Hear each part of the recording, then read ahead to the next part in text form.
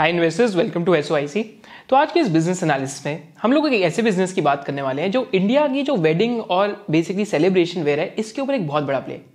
Business analysis start करने से पहले हम इकोनॉमिक्स में से एक बहुत इंटरेस्टिंग मेंटल मॉडल डिस्कस करेंगे। मेंटल मॉडल्स क्या होते हैं? मेंटल मॉडल्स बेसिकली शॉर्टकट्स होते हैं कि जैसे वर्ल्ड वर्क करता है कि हम उसमें से पैटर्न रिकग्निशन कर पाते हैं। तो आज का हमारा मेंटल मॉडल क्या है? इसको हम कहते हैं वेबलिन गुड्स।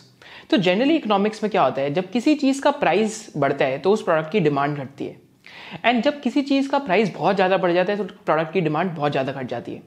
सिमिलरली जनरली और क्या होता है इकोनॉमिक्स में, जब किसी चीज की सप्लाई बहुत ज्यादा बढ़ती है और डिमांड सेम रहती है तो अगेन उस चीज के प्राइसेस बहुत ज्यादा घट जाते हैं। बट एक यहाँ पे एक्सेप्शंस भी होते हैं। एक्सेप्शंस क्या होते हैं? वेबलिन गुड्स के केस में, वेबलिन गुड्स में क्या होता है कि जब प्रोडक्ट का प्राइस बढ़ता है तो एक्चुअली में डिमांड गिरने के बजाय उस प्रोडक्ट की डिमांड बढ़ जाती है। तो इसी को हम एग्जाम्पल देते हैं लग्जरी गुड्स का। तो लग्जरी गुड्स में अगर हम luxury retailers all over the world देखें तो ऑल ओवर द वर्ल्ड में एलवी हो गया, बर्बरी हो गया, एरमेस हो गया, तो इन सारी कंपनीज ने बहुत ज़्यादा वेल्थ क्रिएशन करी है। एंड इंडिया में अगर हमें ऐसे एस्पिरेशनल प्लेस देखने हैं कि जो इंडिया में एक्चुअली अगर हम प्राइवेट फाइनल कंजम्पशन एक्सपेंडिचर देखते हैं आज, तो एक क्रिसिल की रिपोर्ट है जिसमें पता लगा कि ऑलमोस्ट 4-5% के आसपास ग्रोथ है। एंड इंडिया की जीडीपी का almost 55-56% private final consumption expenditure है। इसलिए हम बार बार कहते हैं कि India is a consumption driven economy. जो प्राइवेट फाइनल कंजम्पशन एक्सपेंडिचर है वो नेक्स्ट 5 to 6 ईयर्स में एक्सपेक्टेड है कि 7-8% के आसपास से ग्रो करेगा। एंड जब ऐसा होता है तो क्या होता है कि एक्चुअली में दो तरीके की नीड्स होती हैं कस्टमर्स की, या दो तरीके की नीड्स होती हैं सिटीजन्स की। एक नीड होती है जो आपकी बेसिक नेसेसिटी है। जो आपकी बेसिक नेसेसिटी क्या है? रोटी, कपड़ा और मकान टाइप्स, कि आपको ये बेसिक खर्चे तो करना ही पड़ेंगे, नमक पे आपको खर्चना ही पड़ेगा, खाने के ऊपर पैसा खर्चना ही पड़ेगा। फिर एक आपकी एक्सपेंडिचर होते हैं जो डिस्क्रिशनरी इन नेचर होते हैं, जो आप वाइट गुड्स के ऊपर खर्चते हैं, एसी के ऊपर खर्चते हैं, फ्रिज के ऊपर खर्चते हैं, फिर एस्पिरेशनल नीड्स के ऊपर खर्चते हैं, ज्वेलरी के ऊपर खर्चते हैं, कपड़ों के ऊपर खर्चते हैं। So these are discretionary spends. Discretionary spending का आप अगर ट्रेंड इंडिया में देखते हैं तो over a period of time 50 से लेके 56% तक आजकल जो स्पेंड्स का ऑलमोस्ट शेयर है वो डिस्क्रिशनरी स्पेंडिंग में आ रहा है। प्रॉबेबली यही एक ओनली रीजन है क्योंकि जब भी एक कंट्री डेवलप होती है तो एक कर्व के थ्रू जाती है, जब लोगों की इनकम बहुत ज्यादा बढ़ती है and private final consumption expenditure बहुत ही ज्यादा तेजी से बढ़ता है। एंड जब ऐसा होता है तो रिटेलर्स उस कंट्री के अंदर काफी ज्यादा अच्छा करते हैं। तो यहाँ पे अगर आप ऑल ओवर द वर्ल्ड देखेंगे सिमिलर ट्रेंड चला है। एंड चाइना के अंदर भी अब क्या हुआ है कि जब आपकी बेसिक नेसेसिटीज मीट होने लगी तो अब आप लग्जरी रिटेल की तरफ जा रहे हैं। इंडिया में भी अगर आप देखेंगे तो आज जितने भी रिटेलर्स हैं इनकी वैल्यूएशन बहुत हाई रहती है। वैल्यूएशन हाई रहने का ये भी रीजन है क्योंकि ये जो ट्रेंड है यहाँ से 10-20-30 ईयर्स के लिए रहने वाला है। तो हमने देखा है जैसे Trent take one of the Tata listed companies है जिसमें वेस्ट साइड और ज़ारा भी है, ये over a period of time कितना महंगा रहा है, बट आपने देखा होगा ट्रेंड के अंदर भी वेल्थ क्रिएशन हुई। फिर हमने टाइटन का एग्जांपल देखा कि कैटेगरी विनर है, कैटेगरी विनर आपको चाहिए एंड कैटेगरी विनर के अलावा मार्केट शेयर गेन कर रहा है अनऑर्गेनाइज स्पेस से। तो इंडिया में ये भी बहुत बड़ा ट्रिगर है कि इंडिया में अनऑर्गेनाइज मार्केट बहुत बड़ी है। एंड थर्डली यहाँ पे वॉल्यूम ग्रोथ बहुत सालों से डबल डिजिट आ रही है। उसके अलावा यहाँ पे अगर आप और देखेंगे रिटेलर्स में तो आपने शूज के अंदर देखा मेट्रो शूज है। तो मेट्रो शूज बेसिकली जो थोड़ा सा मास प्रीमियम के अंदर आता है। फिर हमारे pass on the other and shoes का एग्जांपल रिलैक्सो के अंदर आता है जो फुटवेयर के अंदर सस्ती फुटवेयर के अंदर है, हवाई चप्पल है 100-150 रुपए की। सो अगेन रिटेल के अंदर भी हमारे पास मल्टीपल ट्रेंड्स हैं and this is one of the trends जो एक्सेलरेट ही हो रहा है। जैसे जैसे पॉपुलेशन की इनकम बढ़ती है तो डिस्क्रिशनरी स्पेंड बहुत बढ़ते हैं।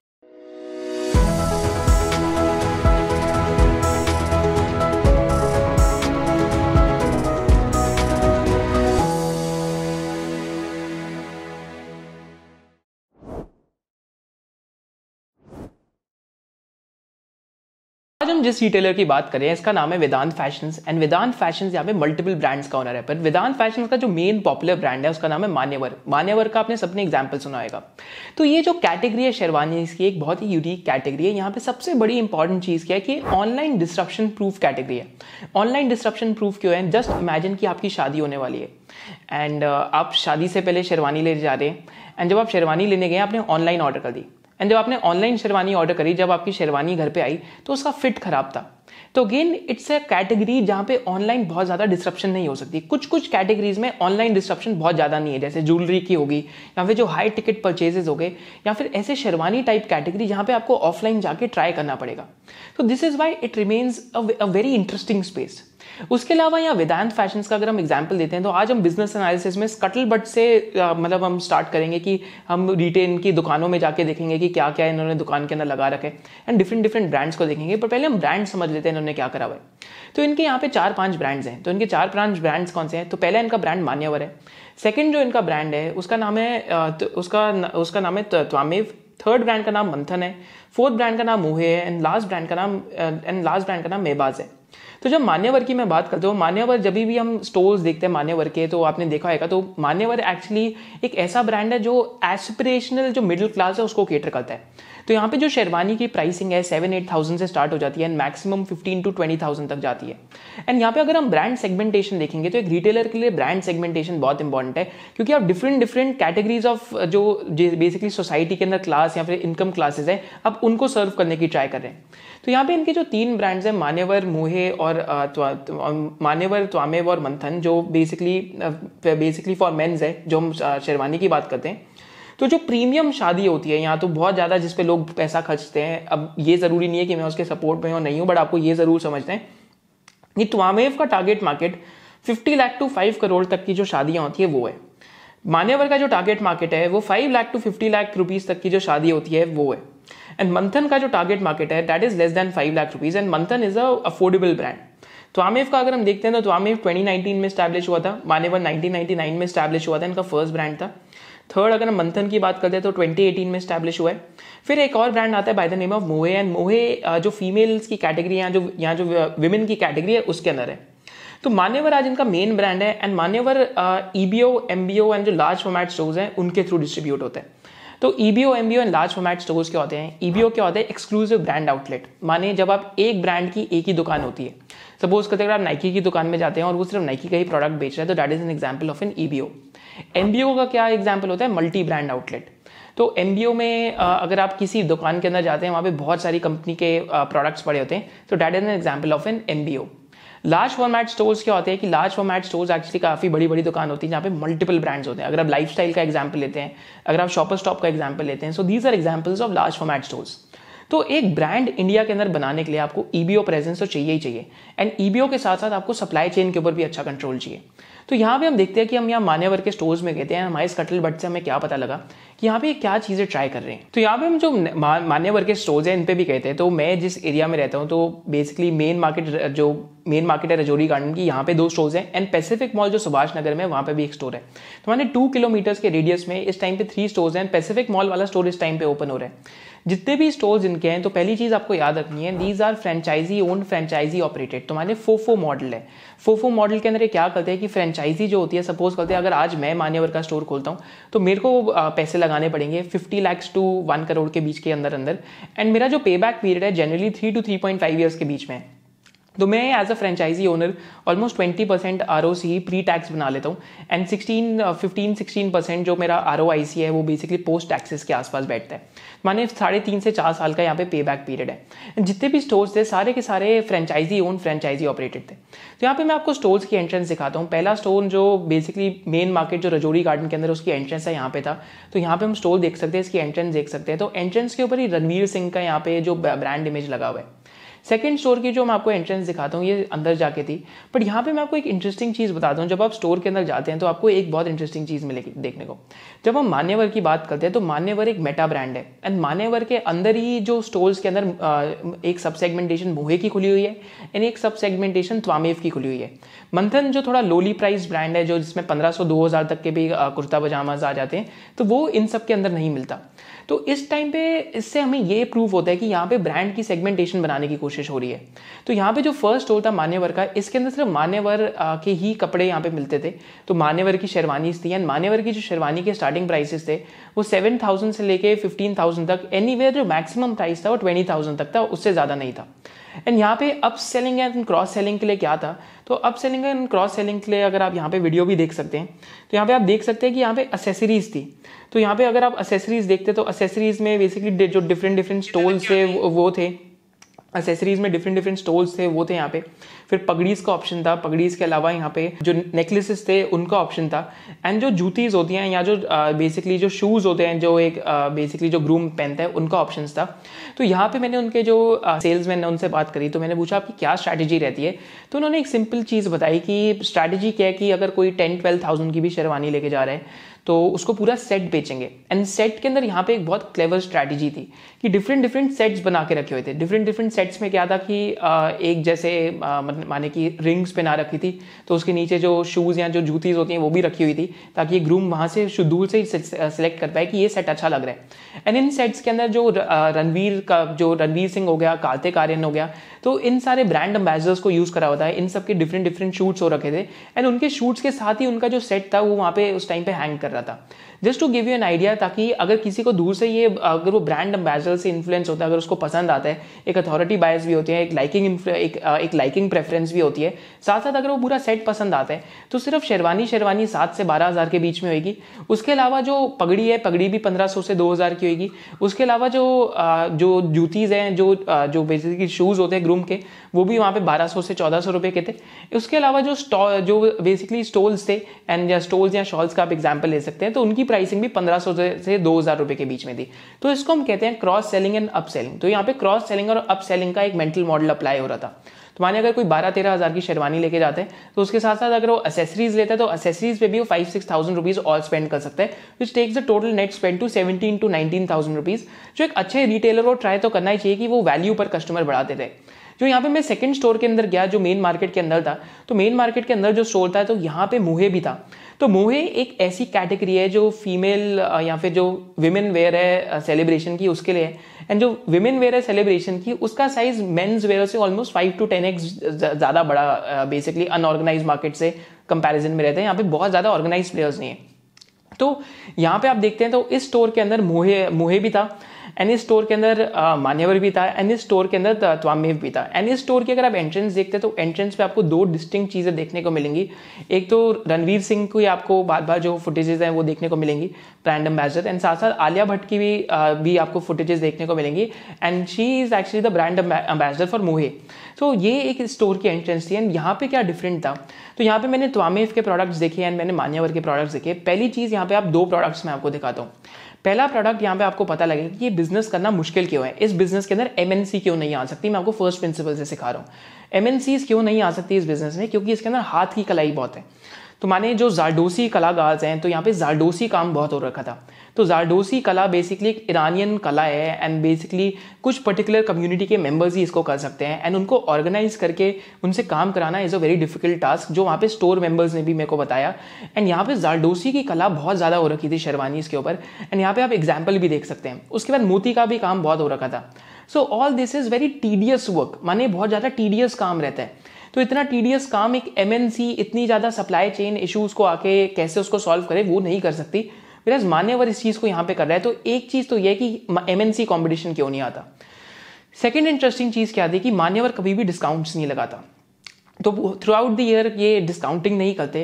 तो डिस्काउंटिंग के अलावा इनका जो डेड इन्वेंट्री भी सिर्फ 2 to 2.5% के आसपास रहता है, जो मेरे को स्टोर ओनर्स ने बताया। एंड एक और इंटरेस्टिंग चीज़ और भी क्या लगी कि अगर मेरा वहाँ पे साइज़ अवेलेबल नहीं है पर मेरे को पर्टिकुलर शेरवानी पसंद आ गई है, तो विद इन 3 to 4 days मेरे को वो शेरवानी वहाँ से मिल जाएगी। तो ये भी वहाँ पे एक वहाँ पे वो चीज़ थी। तो त्वामेव और मान्यवर में क्या फ़र्क है कि मान्यवर का जो ब्रांड है वो 7 to 18,000 बीच के अंदर ज़्यादा यहाँ पे चीज़ें थी। फिर त्वामेव की जो शेरवानीज थी उस पर और भी ज़्यादा आर्ट वर्क हो रखा था, एंड अपेरेंटली वो लोग ये क्लेम कर रहे थे कि इसके कपड़े की क्वालिटी भी बेटर है। एंड वहाँ पे त्वामेव की जो प्राइसिंग थी वो 20-25K से स्टार्ट होती है, and all the way till 40,000 and 50,000 rupees तक भी जाती है। एंड 40,000 की शेरवानीज मेरे को त्वामेव ब्रांड की बहुत ज़्यादा दिखी। तो यहाँ पे एक एफर्ट क्या चल रहा है कि त्वामेव को आपने 2018-19 में लॉन्च करा है कि आप जो अपर क्लासेस हैं या फिर जो बहुत ज़्यादा पैसा खर्चते हैं शादी पे, आप उनको भी केटर कर पाएँ। तो again that is also an effort that is going on in मान्यवर। फिर थर्ड फाइनली अगर हम जब मोहे की बात करते हैं तो मोहे की तरफ आते हैं, तो मोहे का एक सेक्शन बना हुआ था दुकान के अंदर।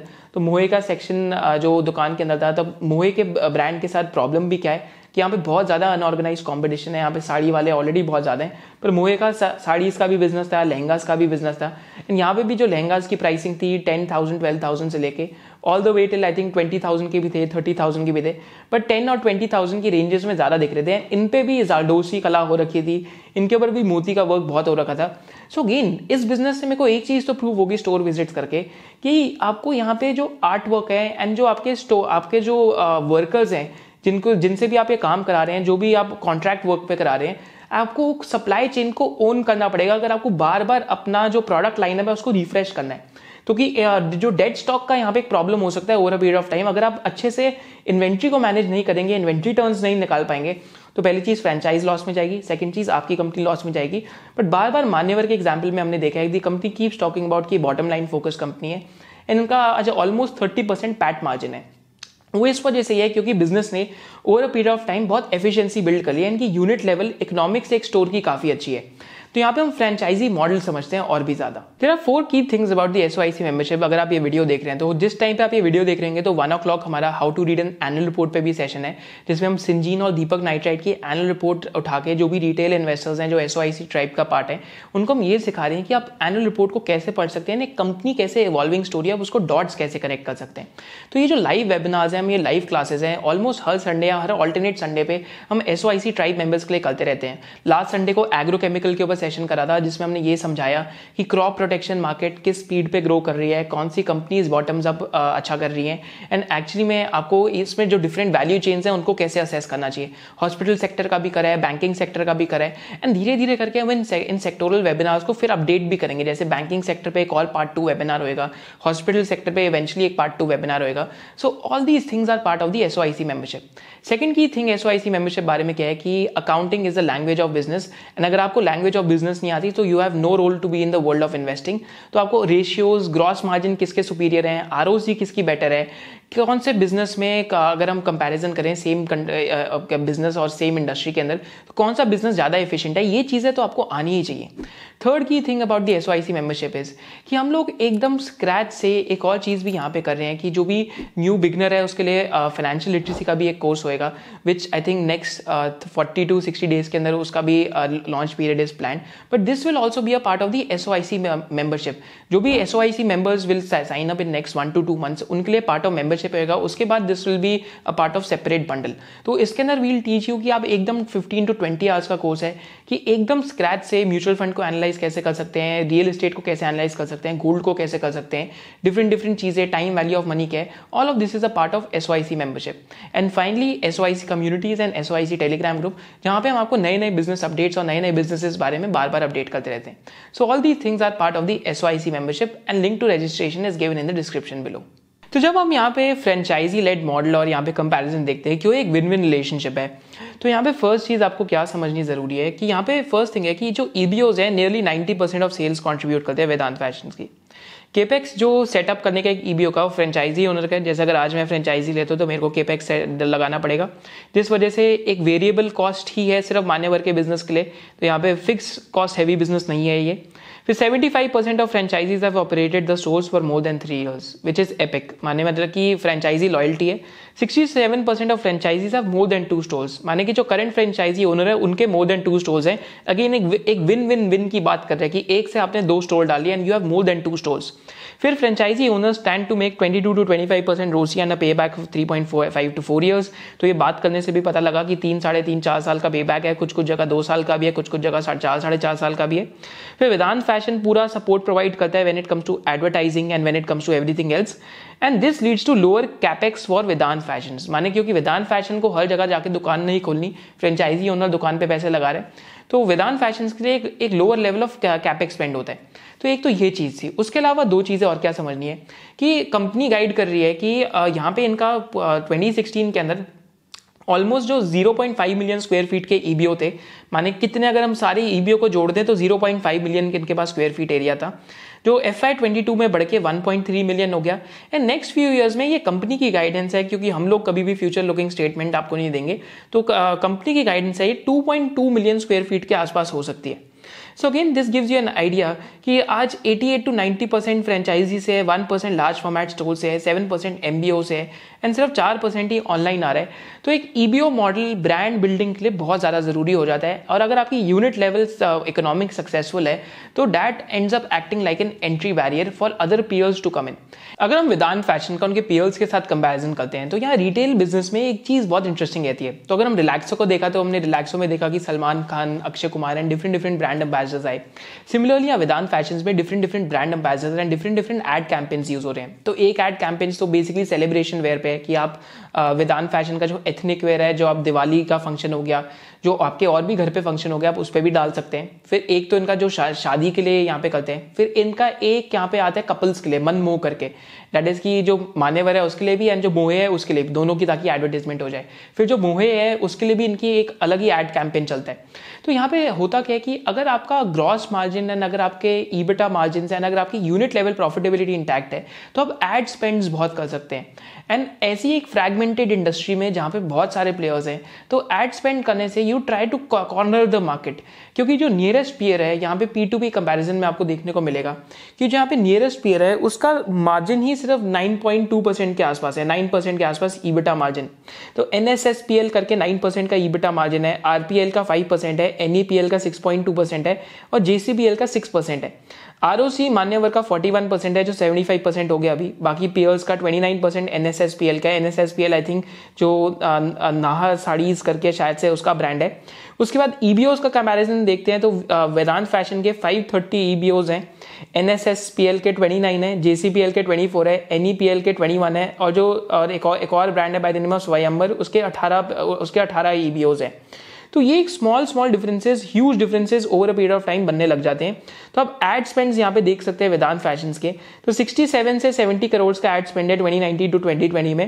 And ad expenses as a percentage of sales, even though ad का एक्सपेंस बढ़ा but as a percentage of sales 2019 to 2020 में घट गया, क्योंकि इसी को हम कहते हैं कॉन्सेप्ट इकोनॉमीज ऑफ स्केल का, कि आप इतने बड़े हो चुके हैं कि अगर आप एड पे 70-80 करोड़ भी खर्च देंगे, अगर आपकी सेल ही आज 1000-1200 करोड़ की है तो एज अ परसेंटेज आपका एड पे एक्सपेंडिचर घटते जाते हैं।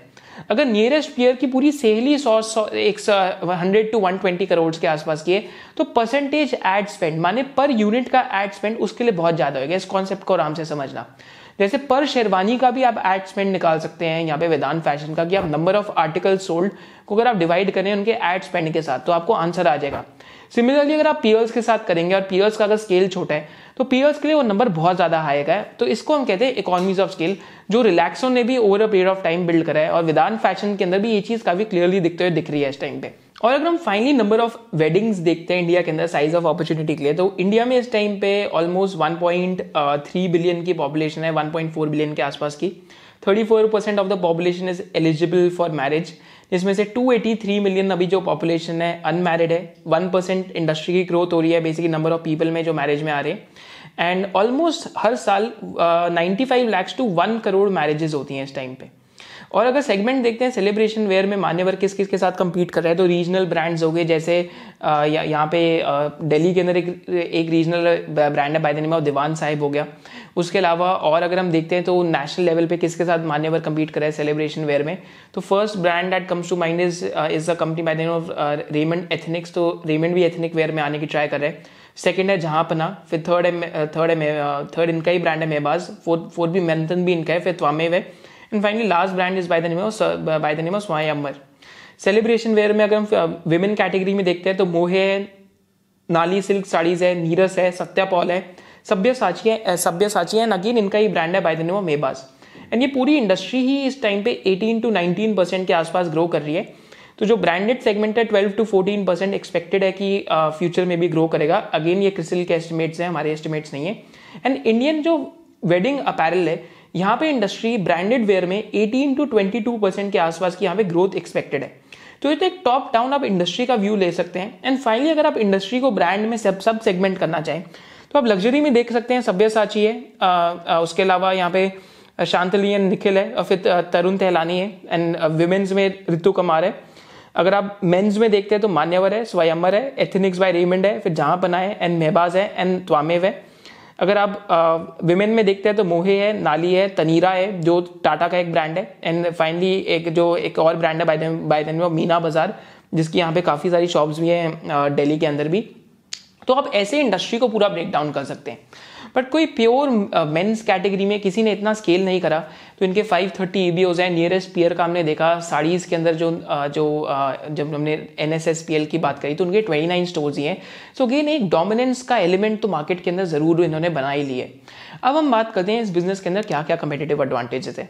तो यहाँ पे सपोजिटली क्या क्या कम्पिटिटिव एडवांटेज हो सकती हैं। तो पहली है कि large presence with EBOs and only wedding retailer to have more than 500 EBOs। Only wedding retailer है जिसके मोर देन 500 EBOs हैं, जो हमने 530 का एग्जाम्पल देखा। सेकेंड है कि total control over the value chain, माने वैल्यू चेन पे इसका टोटल कंट्रोल है। जो जॉब वर्कर्स हैं या जो कॉन्ट्रैक्ट वर्कर्स हैं उनके साथ इनका बहुत अच्छे से कनेक्ट है। जो स्टेजेस ऑफ प्रोडक्शन है, कटिंग, एम्ब्रॉयडरी, स्टिचिंग और फिनिशिंग, वो ये सारी अच्छे से चीज़ें देखते हैं। इन्वेंट्री मैनेजमेंट अच्छे से कर रहे हैं। EBO का रिटेल नेटवर्क है, इस वजह से लाइफ टाइम डेटा भी रहता है कि आपके पास हर स्टोर का एक लाइफ टाइम डेटा है। उसके अंदर आप देख सकते हैं कि कौन सी इन्वेंट्री ज़्यादा तेज़ी से मूव कर रही है, कौन सी इन्वेंट्री कम तेज़ी से मूव कर रहा है, कौन सा फैशन या कौन सा टेस्ट लोगों को ज़्यादा पसंद आ रहा है, कौन से पर्टिकुलर डिज़ाइंस लोगों को ज़्यादा पसंद आ रहे हैं। तो ये डेटा भी आपको बहुत हेल्प करता है जैसे आप स्केल करते जाते हैं। तो एक ये भी बहुत बड़ा कंपेटिटिव एडवांटेज हो जाता है। एंड इनका जो ERP सॉफ्टवेयर था वो 2002 में इंप्लीमेंट हो गया था, जब ये कंपनी बहुत छोटी थी। तो आपको एक्चुअली में कंपनी के माइंडसेट बारे में कुछ बताते हैं कि कंपनी फ्यूचर डायरेक्शन या डेटा बारे में बहुत उसी टाइम से सोच रही है। और अगर हम यहाँ पे एग्जांपल लेते हैं कि कंपेटिटिव एडवांटेजेस में यहाँ पे क्या आता है, तो थर्ड की competitive advantage economies of scale हमने बात करी कि ad expenditure per unit sold also घटते जाते हैं। फोर्थ है क्रॉस सेलिंग अपॉर्चुनिटीज, जैसे हमने वीडियो के अंदर पहले ही देख लिया था। फिर यूनिट इकोनॉमिक्स सही है, अगर एक रिटेलर की यूनिट इकोनॉमिक्स खराब हो तो बहुत ज्यादा पेनफुल पीरियड होता है। फिर एसेट लाइट मॉडल है कि आप देख सकते हैं कोविड के टाइम पे भी बिजनेस लॉस मेकिंग नहीं हुआ, कोविड के टाइम पे भी, क्योंकि वेरिएबल कॉस्ट मॉडल है तो इस वजह से इनका फिक्स कॉस्ट बहुत कम है। तो एसेट लाइट मॉडल आज ROC 70-75% हो गई है। फिर highest gross margin with in the sector है, 65-66% ग्रॉस मार्जिन है, जो हाईएस्ट ग्रॉस मार्जिन है with in the apparel retail sector in listed space in India. And finally entire business एक वेरिएबल कॉस्ट मॉडल के ऊपर बिल्ट है। तो ये बिजनेस के कंपेटिटिव एडवांटेजेस हैं। अब हम बिजनेस के थोड़े से वैल्यूएशन की बात करेंगे, थोड़े से रिस्क की बात करेंगे, क्योंकि कन्वेंशनली तो वैल्यूएशन वाइज रिटेल बिजनेस में काफ़ी एक्सपेंसिव लगता ही है। So again a complete disclosure that we don't have any ownership in the stock. And ये मैं आपको डिस्क्लोजर ट्रांसपेरेंसी के स्पिरिट में हमेशा ज़रूर बताता हूँ, ताकि आपको एक आइडिया रहे कि बेसिकली कि हम लोग ये बिजनेसेस क्यों सीखते हैं, ताकि हम इन बिजनेसेस को डिफरेंट तरीके से पढ़ पाएँ। इंडिया कैसी कैसे अपॉर्चुनिटीज़ हमें ऑफर कर पा रहा है, हम उसको भी देख पाएँ। तो यहाँ पे पहली चीज़ क्या है, अगर आप कंज्यूमर सेक्टर में कंपैरिजन करते हैं वेदांत फैशन का विद अदर पीयर्स, अगर आप FMCG सेक्टर या कंजम्पशन लिंक सेक्टर में कंपैरिजन करते हैं तो 2000 से लेके अगर आप 2010 से लेके अगर आप 2020 तक कंपैरिजन करते हैं and 3 year 4 year and 10 year comparison देखते हैं, तो पेंट्स कैटेगरी में एशियन पेंट्स का ऑपरेटिंग इनकम ग्रोथ है 2010 से लेके 2020 तक 13%। टाइटन का ज्वेलरी में 16% है, लाइक 13% है आई थिंक ज्वेलरी में टाइटन का। ब्रिटानिया का 11% है। फिर जो डाबर है, डाबर का 9% है। मैरिको का 10% है। पिडिलाइट का भी 11% है। पेज इंडस्ट्रीज का 19% है एंड रिलैक्सो का 16% है। वेराज 10 ईयर केगर वेदांत फैशन का 30% है, क्योंकि एक लो बेस भी था, दैट इज डेफिनेटली ट्रू। फिर 2011 टू 2021 देखेंगे, 2021 का बेस काफ़ी इफेक्टेड है क्योंकि शादियां बहुत इंडोर हुई थी, काफ़ी लोगों की मतलब बहुत छोटी गैदरिंग में शादियां हुई थी, तो कोविड इम्पैक्टेड ईयर था, तभी भी 21% का केगर आ रहा है। तो कंज्यूमर सेक्टर में I think past track record में भी one of the fastest growing consumer retailer के अंदर आता है ये। ईबिटा केगर भी देखेंगे तो 3 ईयर 32% और 4 ईयर देखेंगे तो 8.8%। अगेन 2021 अगर आप डाल देंगे तो पैट में भी अगर आप देखेंगे 2021 को आई थिंक आपको एक्सक्लूड करके या इंक्लूड करके आप दोनों से एक व्यू ले सकते हैं। तो आज जो इनको वैल्यूएशन अस्क्राइब होती है, अगेन उसमें आपको एक जजमेंट लेना है कि क्या आपको लगता है कि ये वैल्यूएशन जस्टिफाइड है, अगर इसकी 20-25-30% ग्रोथ आ सकती है।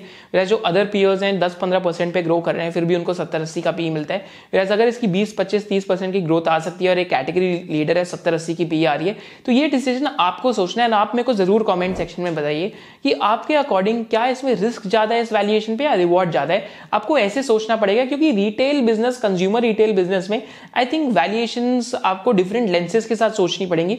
एंड ये एक पर्सपेक्टिव है सोचने का, जरूरी नहीं कि ये सही पर्सपेक्टिव है या खराब पर्सपेक्टिव है, बट आपको पर्सपेक्टिव्स खुद लगा के सोचने हैं। फाइनली हम आते हैं एंटीथीसिस पॉइंटर्स की तरफ।